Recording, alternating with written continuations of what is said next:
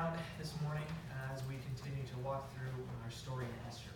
So I really enjoyed walking through, just kind of seeing the story unfold each week as we go over another chapter each week. And so this week we're on chapter 3, like I just read up there.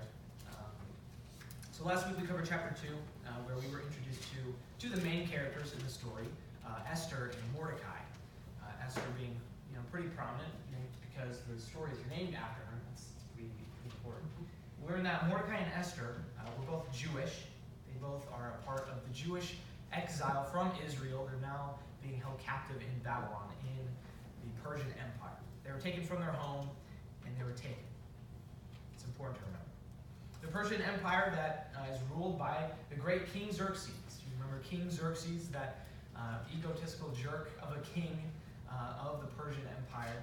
He's quite the character. We met him in chapter 1. And so if you remember back in chapter 1, King Xerxes threw out the old queen, Queen Vashti, because he thinks he can do whatever he wants. And in chapter 2, Esther becomes the queen, actually. She's forced to go through 12 entire months of beauty treatments, and forced to sleep with the queen, or sleep with the king for his enjoyment. And the king chooses Esther to be his new queen. So in chapter 1, the main theme for that chapter was hopelessness. These people are living without hope. They have no hope. We learn that the Persian Empire is a dark and empty place. There's no hope to be found. But in chapter 2, Mordecai and Esther give us a glimpse of light. They give us a little bit of hope. The Persian Empire is filled with these horrible people. Most of them in high positions in the government. But Mordecai and Esther show us that good people do still exist. Good people do still exist. We saw Esther's true personality come out in the last chapter, where it says that she won the favor of everyone she saw. Everyone loved Esther. We learned that Esther was incredibly good at loving people. So good, in fact, that the author of Esther uses a specific word for how good she was at loving people. If you remember, the word was used it was hesed. That was the word, which describes God's love for us. But in here, it's used to describe Esther's love for others. That's incredible. Even though she was going through this horrible process of being forced to sleep with the king, go through these beauty treatments, she still loved people without reservation. That's incredible. And then at the very end of chapter 2, we see Mordecai do something pretty astounding. He saves the king, this awful king. He saves him. At the end of chapter 2, two of the king's own guards conspire to assassinate King Xerxes. And Mordecai overhears these plans. And instead of just kind of letting it happen, instead of just letting this king die, he decides to do what's right, and he saves him. He tells the queen, who then tells the king, and then the two guards get executed. We see that Mordecai has strong character. Would have been extremely tempting to let the king die. After everything that he's doing to his daughter, that would have been the easy route. But life is sacred. He doesn't do that. So out of chapter 1, we have complete and utter hopelessness, but then in chapter 2, we get a glimpse of hope. In Esther, we see the struggle between light and dark, and hope and hopelessness. Today in chapter 3, a darker shadow is cast, and things are worse than they may seem. Today we get more into the meat of the story of Esther. We get introduced to one last character, Haman, who is the main antagonist of the story, the evil villain in the story. So let's start to walk through chapter 3 and watch the story unfold, starting in verse 1 through verse 4. After these events, King Xerxes honored Haman, son of Hammedatha, the Agagite, elevating him and giving him a seat of honor higher than that of all the other nobles. All the royal officials at the king's gate knelt down and paid honor to Haman, for the king had commanded this concerning him. But Mordecai would not kneel down or pay him honor. Then the royal officials at the king's gate asked Mordecai, "Why do you disobey the king's command?" Day after day they spoke to him, but he refused to comply. Therefore they told Haman about it to see whether Mordecai's behavior would be tolerated. For he had told them he was a Jew. So right off the bat, we're introduced to this new character, Haman. And it's interesting how he's introduced and how this chapter begins, because it says that he was given a seat of honor higher than that of all the other nobles. We don't really know what he did to deserve to be honored. We just know that he's being honored right now. I think the author introduces Haman this way. He starts the chapter this way, in contrast to how the last chapter ended. So do you see the numbers in your Bibles, the big ones that separate the chapters and the smaller ones with the verses? So those, I don't know if you knew this or not, but those weren't in the original Bible. Those were added in hundreds of years later to kind of categorize things and make it more simple to read. And it's very helpful. It's great. But sometimes it can be more helpful to kind of pretend that they're not there. So this is one of those instances. Just kind of look and pretend that those numbers aren't there. So if you look back at the end of chapter 2, you see Mordecai doing something very righteous, doing something very noble. He saves the king. He gets rid of the assassination plot. But then in chapter 3, it starts with Haman, this random guy we just met, being honored. I think the author puts these side by side to contrast the injustice that's being done here. We expect Mordecai to be honored for his good deeds, for what he did, for saving the king, and yet that doesn't happen. Nothing happens, actually. He doesn't get honored at all. Instead, we see this other random guy, Haman, get honored. It's interesting. So moving on to verse 2, we're told that all of the royal officials and all the people at the palace gate bowed down to Haman. They all showed him respect. They all bowed down. And Mordecai is one of those people at the gate. If you remember from the last chapter, Mordecai is constantly standing at the gate, constantly just asking about Esther, asking about his daughter. He's constantly concerned about her safety and her well-being. So he's at the gate. And so Mordecai is a part of the people at the gate every day who are supposed to, commanded to bow down to Haman. And yet we see Mordecai refuse to do that. He doesn't bow down. At the end of verse 2, it says, Mordecai would not kneel down or pay honor to him. So why? Why doesn't Mordecai want to bow down to Haman? It seems kind of like a simple thing to do. Like, I'll just do it. Like, it's just easy. I don't want to create any kind of ruckus. I don't want to do that. So at this point, we need to do some research. If you dig deep, you'll find just how deep the rivalry runs between Haman and Mordecai. And it all makes sense why Mordecai doesn't want to bow down to Haman. So in chapter 2, you probably don't remember it because, I didn't. It's so easy to overlook because when Mordecai was introduced in verse 5 of chapter 2, it says, now there was in the citadel of Susa a Jew of the tribe of Benjamin named Mordecai, son of Jair, son of Shimei, the son of Kish. Now normally we see these phrases, these names, these tribe names and stuff, and we just kind of gloss over it because, it doesn't really make a whole lot of sense. And they're really hard to pronounce, so it's, I'm just going to skip that. But here it is so important to read. Now normally when we do that, whenever we read this, we just skip over it. But here it is everything. So if you look back to chapter 3, in verse 1, when we're introduced to Haman, it says, Haman, son of Hammedatha, the Agagite. These titles, even though they're kind of silly, are very important. So let's first look at Mordecai. He's a Hebrew. He's Jewish, a part of Israel. He's a part of the tribe of Benjamin, part of the 12 tribes of Israel.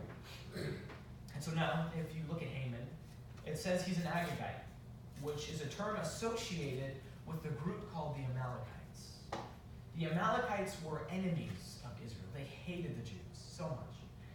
And in other Old Testament books like Exodus and Deuteronomy, it's actually recorded the Jews and the Amalekites fighting in war. And the Israelites actually ended up defeating the Amalekites. These two groups actually hated each other so much, actual warfare occurred. So these two groups historically have hated each other for hundreds of years. So that starts to make sense why Mordecai wouldn't want to bow down to him. But it goes even deeper than that. Not only do Mordecai and Haman belong to different ethnic groups who hate each other, if you look at their direct family line, you'll find something much worse. Mordecai was a Jew, he was a Hebrew, but specifically he was in the family line of Saul, King Saul. You guys remember King Saul, the great King Saul of Israel. Mordecai is related to him.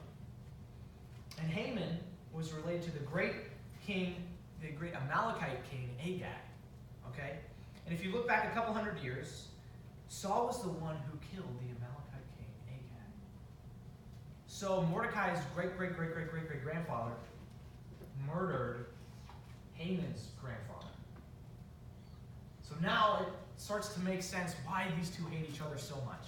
It makes sense. So now that we have that, let's keep moving, reading verses 5 and 6. When Haman saw that Mordecai would not kneel down or pay him honor, he was enraged. Yet having learned who Mordecai's people were, he scorned the idea of killing only Mordecai. Remember, Haman knows that these are Jewish people. He hates them. Instead, Haman looked for a way to destroy all Mordecai's people, the Jews, throughout the whole kingdom of Xerxes. Man, things just escalated really quickly. Not only do Mordecai and Haman hate each other, but Haman goes to the extent that he wants to murder not just Mordecai, but all of his people. All of them. We see a little bit more here of the kind of person Haman is. He isn't really a great guy. Actually, he's pretty awful. He's pretty horrible. I mean, here it says he wants to kill all the Jews, like all of them. It's actually really interesting if you look at the Hebrew word used in verse 5 when it says in verse 5, when Haman saw that Mordecai would not kneel down or pay honor to him, he was enraged. That word enraged. The word enraged here is different than other words normally used. The word here is the word hema, which actually looks really similar to Haman, his name. That's a parallel between his name and this word hema, enraged. I think the author put this in intentionally to show Haman, this word enraged, is a part of who Haman is. He's just an angry person. He's enraged. This word Haman is also used interestingly enough to describe King Xerxes in chapter 1. If you look back at verse 12 of chapter 1, this word Haman is used to describe Xerxes after Queen Vashti would not do what he wanted. He was enraged. Xerxes and Haman are described both with the same word, so I think it's pretty safe to say they're pretty similar people. They're not very great guys. They're constantly just filled with anger, deeply rooted anger inside them. Let's continue reading, verse 7. In the 12th year of King Xerxes, in the first month, the month of Nisan, the pur, that is the lot, was cast in the presence of Haman to select a day and month. And the lot fell on the 12th month, the month of Adar. They're rolling, casting lots to see what day all the Jews are going to die. This is what they're doing. So I'm continuing. Then Haman said to King Xerxes, there is a certain people dispersed among the peoples in all the provinces of your kingdom who keep themselves separate.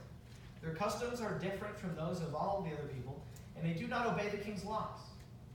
It is not in the king's best interest to tolerate them.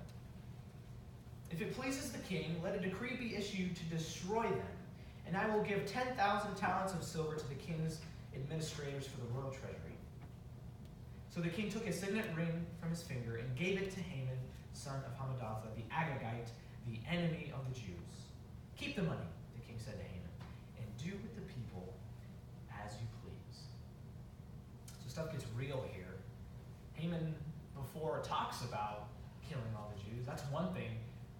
But here, he actually is getting away with it. He just got the king to approve of it.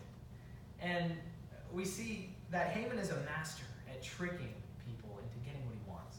He tricks the king into allowing the mass genocide of all of these Jewish people. He's such a snake. He goes to the king and just kind of beats around the bush of what exactly he wants. He doesn't directly say, I want to kill all the Jews. He's not going to say that, but he's going to say things like, it's in the king's best interest if you do this. And if it pleases the king, you should do this. And King Xerxes likes the sound of that. He's like, yeah, okay, just do what you want, Haman. That's cool with me. He's such a snake.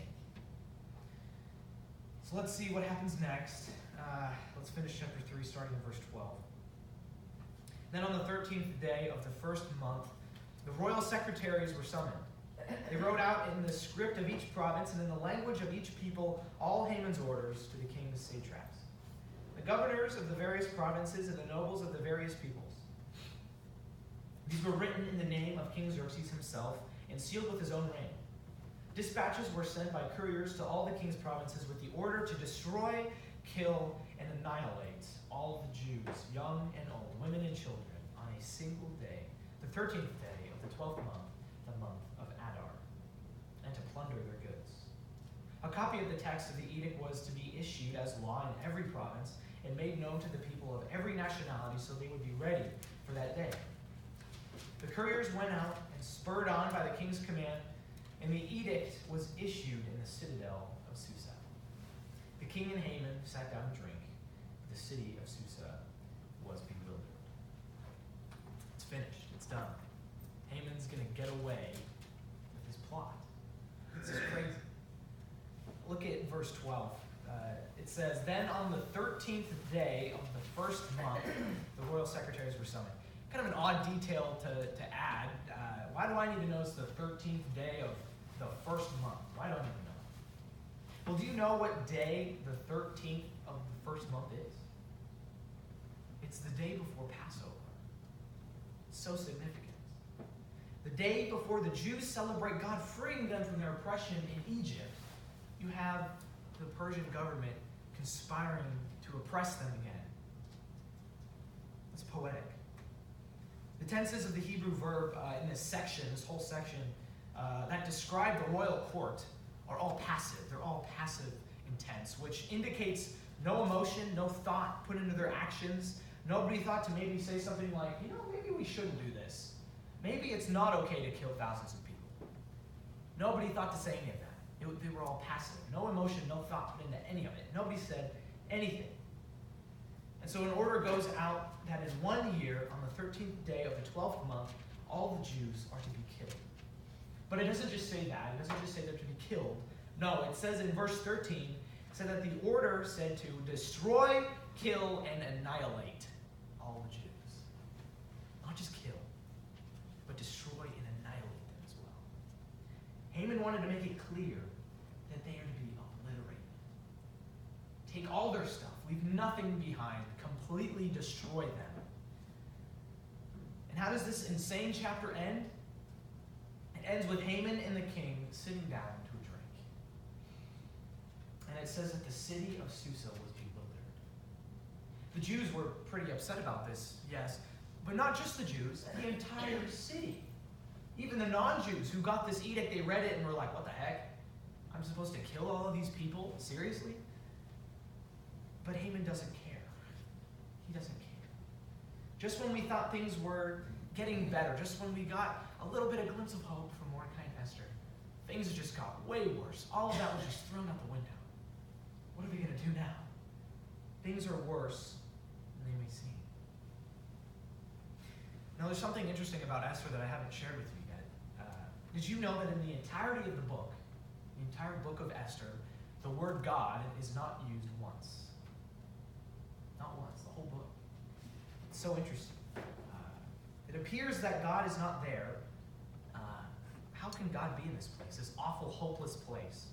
It's so awful. There's injustice happening everywhere. People are just indulging, doing whatever the heck they want. This is awful. And this Haman guy is planning a mass genocide, for heaven's sake. Like, are you serious? I mean, how can a book in the Bible not have God in it? That doesn't even make sense. Even though the word God is not said directly, it's easy to see God is still with his people. He's with Mordecai. He's with Esther. Even through all this hardship, he's still there. The story is oozing with the presence of God. When things get hard in your life, it can be hard to see God in the midst of things. How could God possibly be behind this? We have to have faith that he is there. Even if we directly don't know for certain, we have to have faith that our prayers are actually doing something. When we pray that he's hearing us, he's listening to us, then our prayers are going to be answered. I can't imagine how the Jews were feeling in this time. Can you imagine having a family and then receiving the edict that in 1 year, you're going to be destroyed, killed, and annihilated? That's pretty hopeless. That is awful. How do you find hope in that? We have to have faith that Jesus loves us, just like the Jews had faith that God was with them. When times are good, when things are going our way, it's easy for us to say, oh man, I just feel so close to God.